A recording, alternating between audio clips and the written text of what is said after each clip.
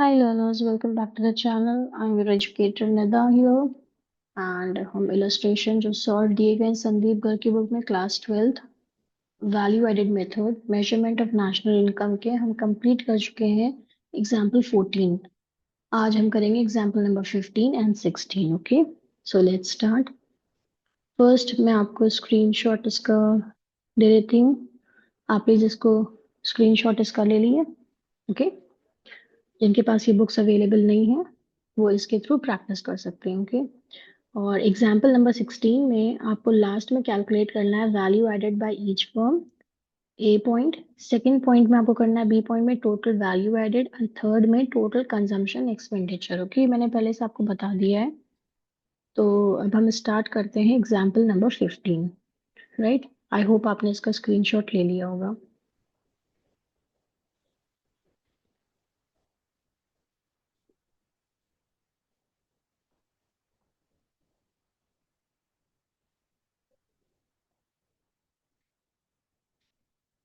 Okay, तो हम आज स्टार्ट कर रहे हैं आपका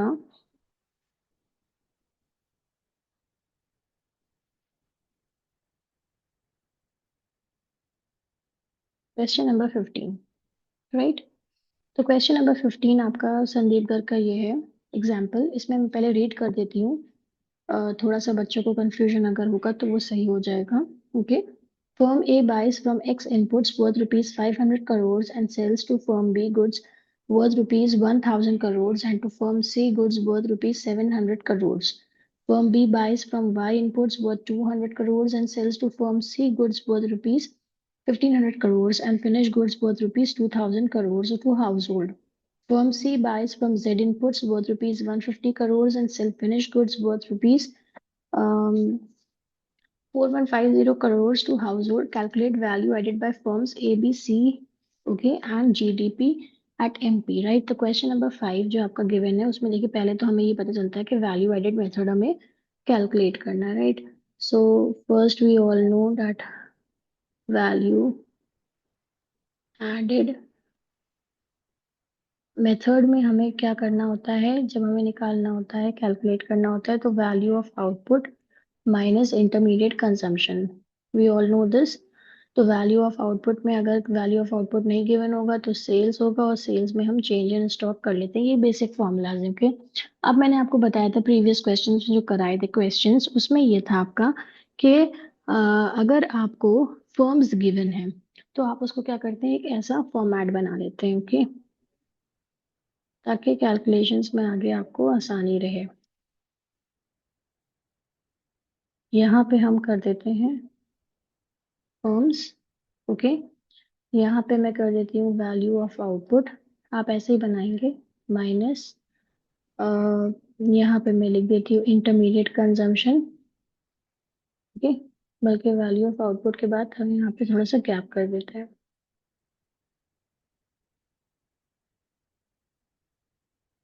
ओके, और ये आपका यहाँ पे आ जाएगा टोटल, यानी कि ये आपका आ गया वैल्यू एडेड।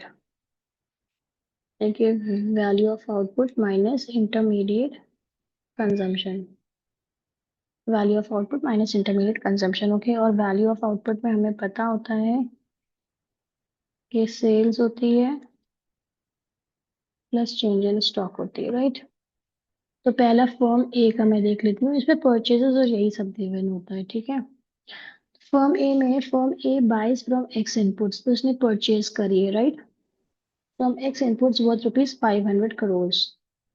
तो इनपुट्स जब करते हैं तो हमेशा ये परचेज जो करते हैं हमेशा इधर आता है, दैट इज इंटरमीडिएट कंजम्पशन में। Okay, and sales to B goods worth rupees 1000। अब इसकी सेल्स हो गई, किसको सेल करा है इसने, बी को सेल्स किया है।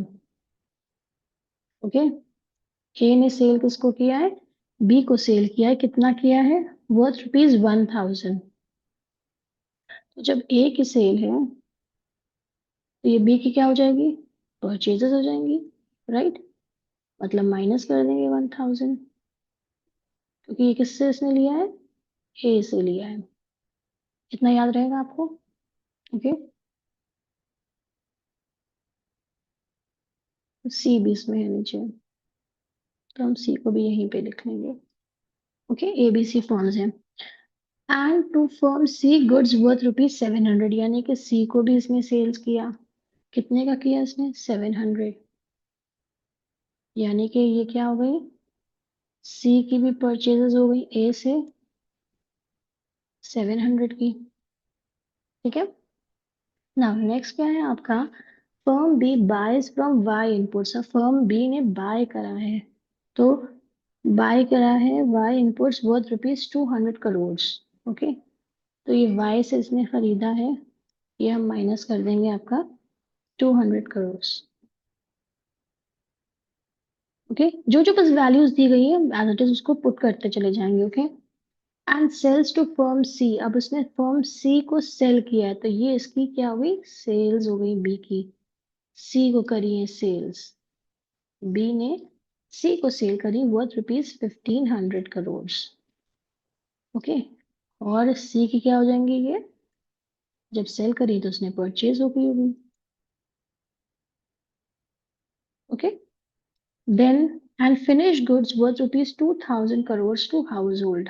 अब बी ने क्या किया है? हाउस होल्ड को भी सेल किया है। ये एच में खाली लिखे दे रही हूँ। चलिए हाउस होल्ड कर देते हैं, हाउस लिख दिया तो अब होल्ड समझ में आ जाएगा आपको। ओके, तो हाउस होल्ड को कितना किया है उसने? 2000। ओके, सब डिटेल्स बस ऐसे ही, बस आपको जो है चार्ट बना के ऐसे ही बस टेबल बना के आपको लिखते जाना है। ठीक है, ये देखने में थोड़ा टफ क्वेश्चन लगता है, लेकिन बस ऐसे ही बस इसको पोस्टिंग करनी है एंट्रीज की। 2000 करोड़ टू हाउस होल्ड। अब फर्म सी के बारे में बता रहे हैं। Firm C buys from Z inputs. अब बाइज का मतलब परचेज है, यानी कि फर्म बी ने परचेज किया है किससे? जेड से किया है। ओके, फर्म बी ने जेड से किया 150 किया। And sales finish goods worth ₹4। अब इसने फिनिश गुड्स भी सेल करे, तो इसकी ये सी की क्या हो गई? सेल्स हो गई, राइट। कितने की करी इसने sales? 4150। Okay, to households, यानी कि ये हाउस होल्ड है, एच में इसका लिख दे रही हूँ। ओके, ना calculate value added by firms. तो वैल्यू एडेड आपको पता है कि ये लास्ट में जो है ये आपका निकलेगा वैल्यू एडेड। ओके, तो लेट्स सी हियर। और आपका हमें इसमें बताना है सिर्फ calculate value added by firms A B and C. अच्छा, ए बी एंड सी का भी बताना है मुझे, तो मैं पहले इनका ऐड कर लूंगी, फिर मैं लिख देती हूँ यहाँ पे फर्म ए का कितना होगा value added. Okay, firm B and last is firm C. Okay, और लास्ट में ये बोल रहे हैं GDP एट MP भी आपको बताना। ये क्वेश्चन था एग्जैक्टली ये पूछा गया आपसे। ओके, तो अब हम क्या करते हैं? पहले हम पे पता है कि sales plus change in stock minus intermediate consumption, ये आपका आ जाएगा फर्म ए का, ये फर्म बी का, और नीचे लास्ट आ जाएगा आपका फर्म सी का। ठीक है, तो फर्म ए का कितना है? 1700 हो गया ये, 1000 प्लस 700। ठीक है, तो मैं यहाँ पे लिख देती हूँ 1700 प्लस चेंज इन कुछ कंजम्पशन कुछ भी नहीं है। ओके, और ये आपका कितना हो जाएगा इसमें? इसमें से कुछ भी नहीं आया तो माइनस, खाली आपका 500 के बाद कुछ भी नहीं है ना, तो 1700 माइनस 500, ये आपका आ गया 1200। कितना आ गया ये?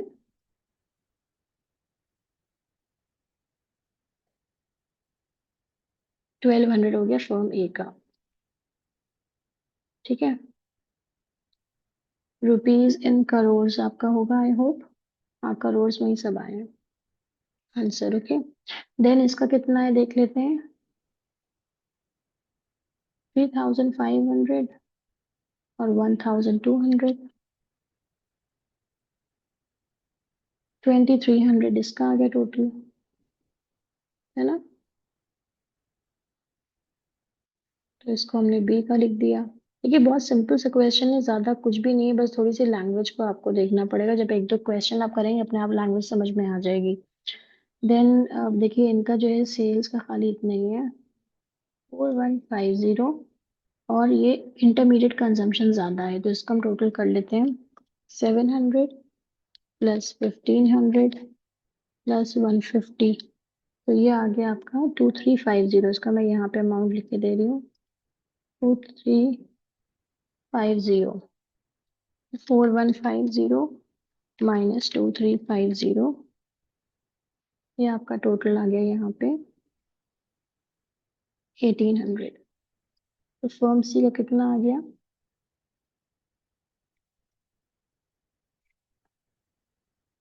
1800 करोड़। ओके, इन तीनों का जो सम होगा वो आपका क्या आएगा? वो आएगा आपका जीडीपी एट एमपी। ठीक है, तो इन तीनों का सम कर लेते हैं।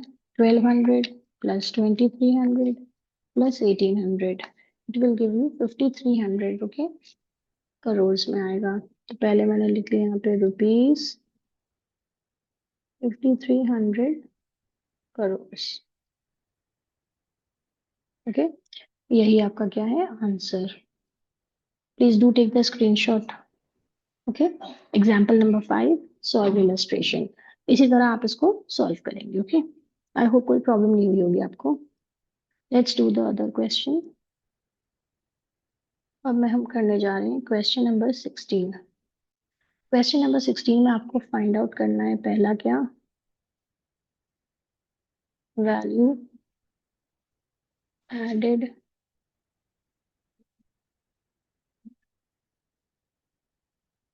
बाय ईच फर्म, ये मुझे पता करना है जो भी फर्म्स गिवन होंगी। सेकंड, मुझे क्या फाइंड आउट करना है? Total value. Okay, total value added हम कहें, या हम कह दें इसको जीडीपी एट एमपी। ठीक है, तो ये मुझे फाइंड आउट करना है। तो यानी कि मुझे पहला स्टेप में पता है कि फर्म के जितने भी हमें सेल्स माइनस सेल्स प्लस आपका change in stock minus intermediate consumption given है, तो उसके अकॉर्डिंग हम वैल्यू एडेड निकाल लेंगे हर फर्म का अलग अलग इंडिविजुअल। फिर इन सबको कंबाइन करेंगे तो जीडीपी एट एमपी हमें मिल जाएगा। ओके, और लास्ट देखिए थोड़ा सा ये डिफरेंट ये है, टोटल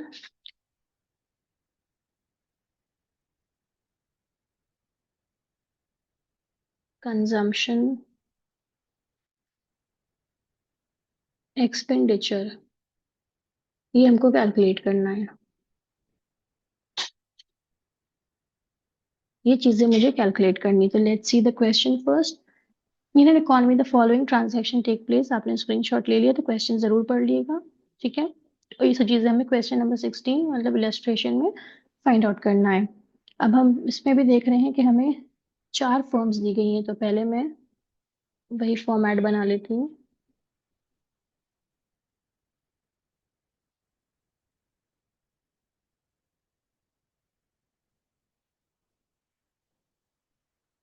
हम्म, थोड़ा सा लाइंस मुझसे नहीं सही बनती हैं, आप स्केल से कर लिएगा।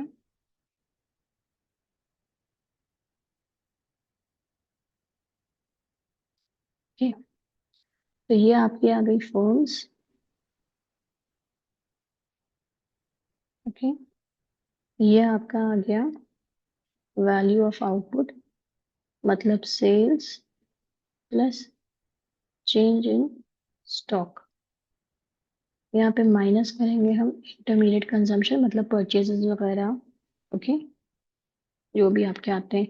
और ये आपका आ गया वैल्यू एडेड, यानी कि जो भी इन सबका टोटल होगा वो आ जाएगा आपका जीडीपी या टेम्पी, तीनों का जितने भी मतलब फर्म्स दिए होंगे उनका जो टोटल आता है वो हम कहते हैं value, gross domestic product at market price. Okay, I hope इतना आपको क्लियर हो गया होगा ना। फर्म ए का हम एक एक फर्म्स का देखते जाते हैं। चार फर्म्स हैं तो मैं चार में उसको डिवाइड कर देती हूँ। One, B, C and last is D.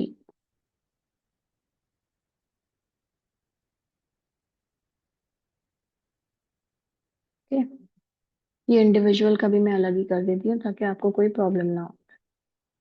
ठीक है, इस तरह आंसर्स निकल आएंगे आपके। A sells goods of ₹20 crore to B. A ने सेल किया तो ए का सेल हुआ, किसको किया, बी को किया सेल। ओके, मैं पूरे स्टेटमेंट लिख रही हूँ।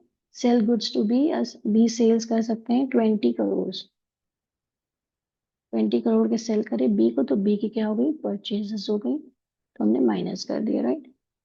30 करोड़ टू सी, अब इन्होंने सी को भी कर दिया 30 करोड़, सेल किया है, तो सी की भी परचेजेस ये मानेंगे हम, ठीक है। 40 करोड़ टू हाउस होल्ड, ये हाउस होल्ड को इन्होंने कितना किया, 40 crore. Okay, and goods worth ₹10 crore remains unsold, अब अनसोल्ड है तो यानी कि स्टॉक में चले जाएंगे, तो ये आपका 10 आ गया यहाँ पे, right. Value of inputs of a firm A is assume to be zero, value of input यानी कि कुछ भी नहीं है, तो ये माइनस, ठीक है। अब हम और देख लेते हैं, अभी अभी कैलकुलेशन नहीं करेंगे, लास्ट में करेंगे। B sells is output worth ₹40 crore to C, अब देखो सेल करा ना सी को, तो बी ने क्या किया, सेल किया सी को, इतना किया 40। ओके, तो ये सी की क्या हो गई, ये भी आपकी सेल हो गई, फिर वो परचेजेस हो गई, ठीक है। देन 60 करोड़ टू डी, तो ये डी को दे रहा है, सेल आउट कर रहा है डी को, कितना 60 करोड़, राइट। तो डी की ये परचेजेस हो गई 60। Okay, then 50 crore to final consumption, 50 crore क्या दे रहे हैं, फाइनल कंजम्पशन यानी कि हाउस होल्ड को दे रहा है,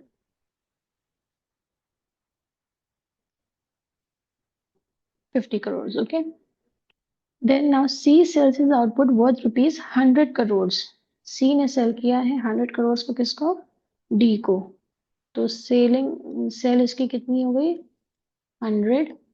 okay, C sales output worth ₹100 crore to D, और डी की क्या हो गई, परचेजेस 100 आ गया, ठीक है। बस ऐसे ही एंट्रीज करना है, okay. Then 100 crore to household, यानी कि सी ने ही सेल करा है हाउस होल्ड को 100 करोड़ का।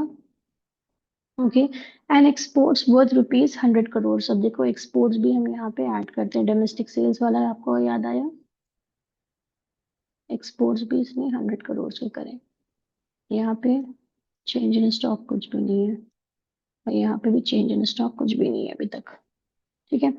Now D sales ₹300 crore to household, इसकी भी सेल हुई हाउस होल्ड की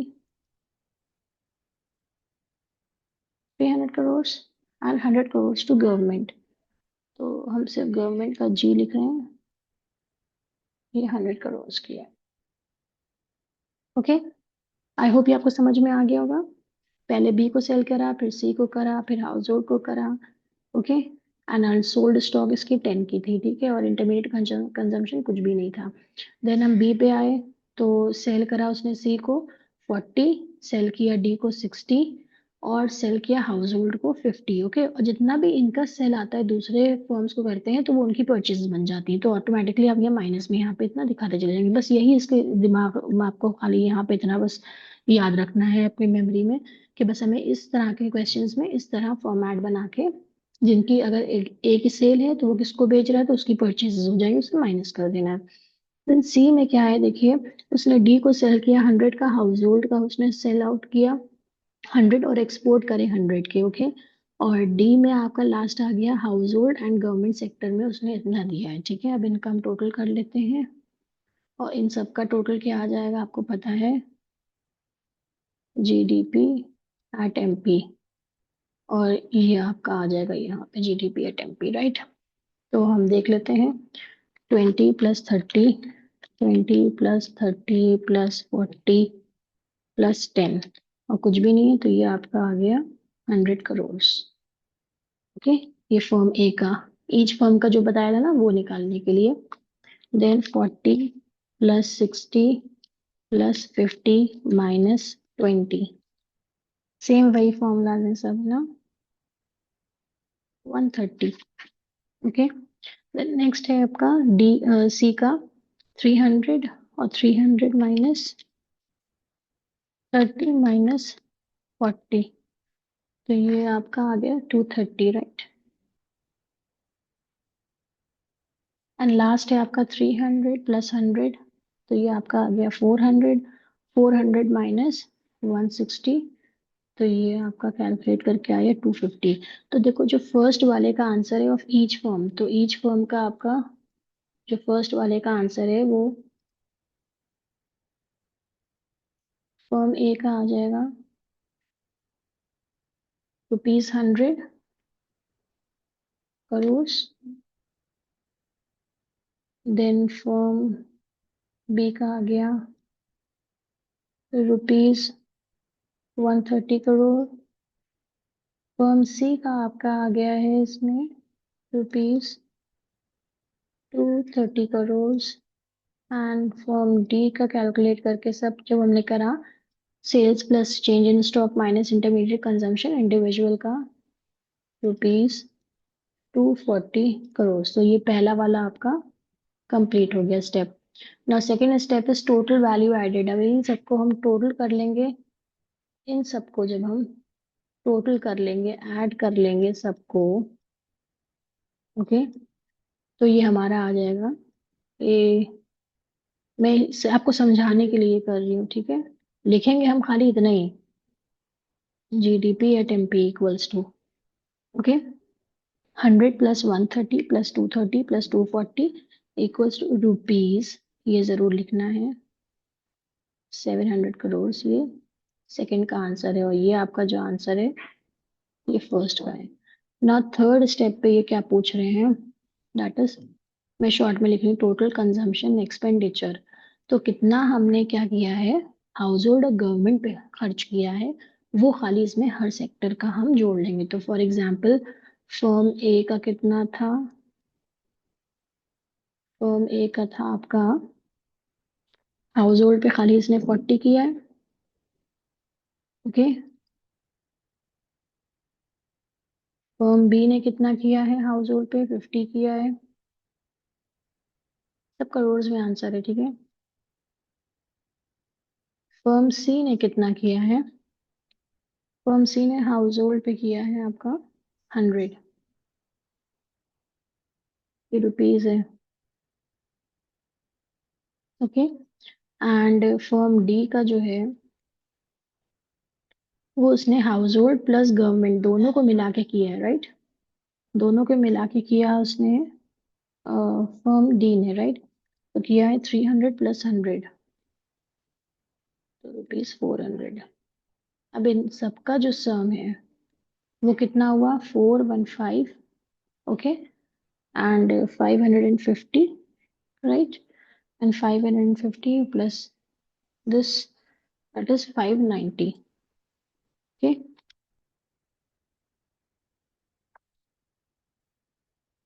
यस, इट्स ₹590, 590 करोड़, ओके।